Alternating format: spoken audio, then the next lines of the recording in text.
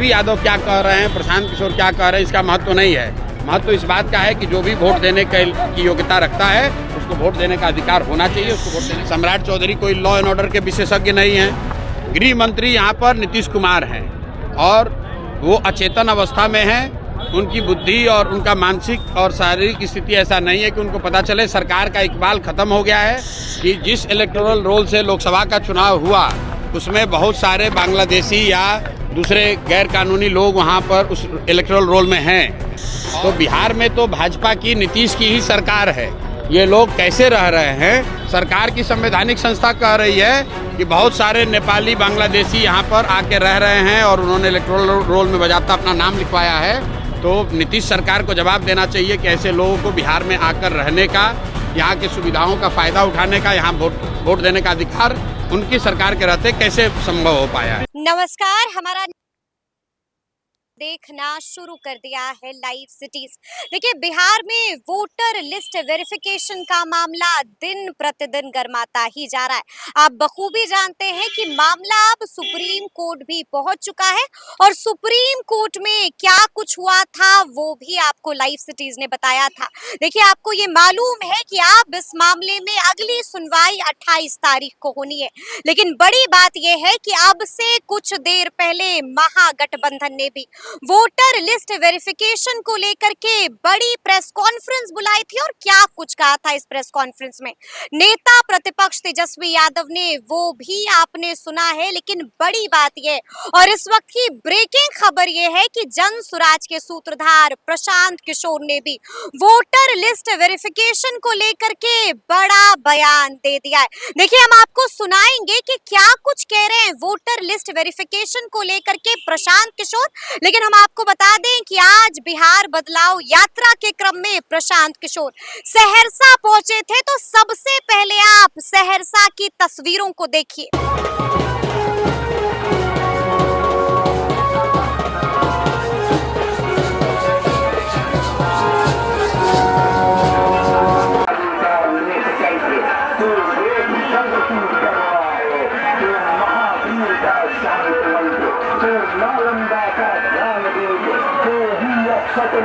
बिहार तो ही धर्म ध्वजा, तो ही गुरुगोविंद की वाणी है, तो ही याद भक्त, तू शेरशाह, तू कौन सिंह बलिदानी है, तू बापू की हो कर्म भूमि, धरती का मंडन बिहार, तेरी गौरव का भाव, धरती का मंडन।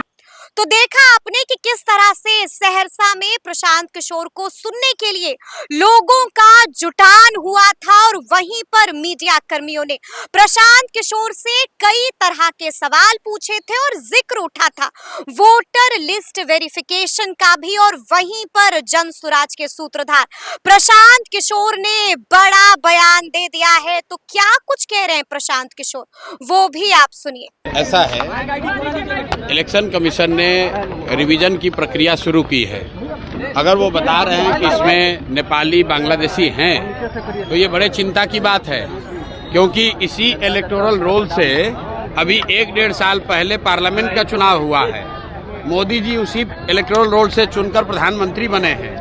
तो क्या इलेक्शन कमीशन ये मान रहा है, स्वीकार कर रहा है कि जिस इलेक्टोरल रोल से लोकसभा का चुनाव हुआ उसमें बहुत सारे बांग्लादेशी या दूसरे गैर कानूनी लोग वहाँ पर उस इलेक्टोरल रोल में हैं?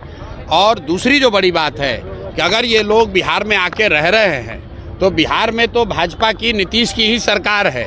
ये लोग कैसे रह रहे हैं, पुलिस प्रशासन क्या कर रहा है, ये भी चिंता का बात है। और कहीं ना कहीं नीतीश सरकार को जवाब देना चाहिए कि इतने लोग, जो इलेक्शन कमीशन कह रहा है, सरकार की संस्था कह रही है, सरकार की संवैधानिक संस्था कह रही है कि बहुत सारे नेपाली, बांग्लादेशी यहाँ पर आके रह रहे हैं और उन्होंने इलेक्टोरल रोल में बजाता अपना नाम लिखवाया है।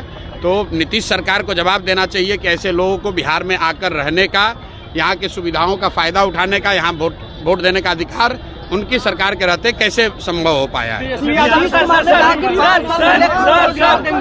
यादव ने आरोप लगाया है कि जो सुप्रीम कोर्ट का आदेश था उसको इलेक्शन कमीशन फॉलो नहीं कर रहा है। देखिए, तेजस्वी यादव क्या कह रहे हैं, नहीं कर रहे हैं, उसका कोई बहुत महत्व नहीं है। महत्व इस बात का है कि इलेक्शन कमीशन अगर इलेक्शन लिस्ट को, इलेक्टोरल रूल को, लिस्ट को ठीक कर रहा है तो उनकी ये जिम्मेवारी है कि हर वो नागरिक जो 18 साल से ज़्यादा उम्र का है और उसके पास वोट देने की योग्यता है, उसको वोट देने का अधिकार मिलना चाहिए, उसका नाम नहीं काटा जाना चाहिए। तेजस्वी यादव क्या कह रहे हैं, प्रशांत किशोर क्या कह रहे हैं, इसका महत्व नहीं है।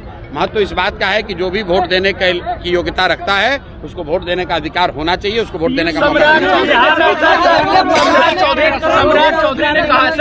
सम्राट चौधरी ने कहा है कि बिहार में लॉ एंड ऑर्डर की स्थिति बिल्कुल ठीक है, आपसी मतभेद के कारण ये हत्याएं हो रही है। सम्राट चौधरी लॉ एंड ऑर्डर पर सम्राट चौधरी का बोलना ऐसे ही है जैसे मैं क्वांटम फिजिक्स पे अगर कुछ बोलने लगूं। भाई सम्राट चौधरी को लॉ एंड ऑर्डर का क्या समझ है?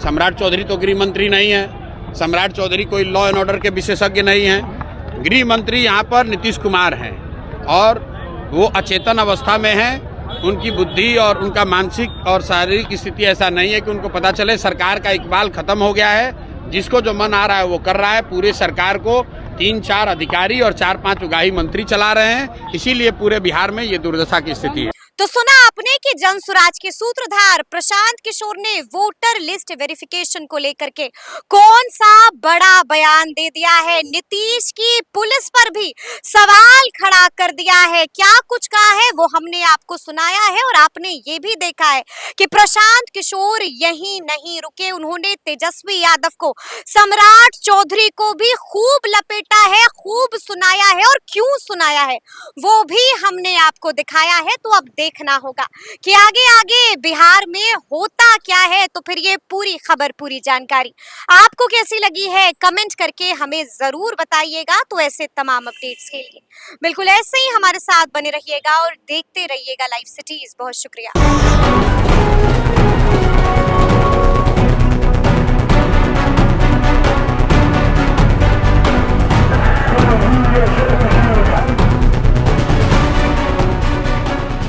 तेजस्वी यादव क्या कह रहे हैं, प्रशांत किशोर क्या कह रहे हैं, इसका महत्व नहीं है। महत्व इस बात का है कि जो भी वोट देने की योग्यता रखता है उसको वोट देने का अधिकार होना चाहिए, उसको वोट देने। सम्राट चौधरी कोई लॉ एंड ऑर्डर के विशेषज्ञ नहीं हैं। गृह मंत्री यहाँ पर नीतीश कुमार हैं और वो अचेतन अवस्था में हैं। उनकी बुद्धि और उनका मानसिक और शारीरिक स्थिति ऐसा नहीं है कि उनको पता चले सरकार का इकबाल खत्म हो गया है। कि जिस इलेक्टोरल रोल से लोकसभा का चुनाव हुआ उसमें बहुत सारे बांग्लादेशी या दूसरे गैर कानूनी लोग वहाँ पर उस इलेक्टोरल रोल में हैं। तो बिहार में तो भाजपा की, नीतीश की ही सरकार है। ये लोग कैसे रह रहे हैं? सरकार की संवैधानिक संस्था कह रही है कि बहुत सारे नेपाली, बांग्लादेशी यहाँ पर आके रह रहे हैं और उन्होंने इलेक्टोरल रोल में बजाता अपना नाम लिखवाया है।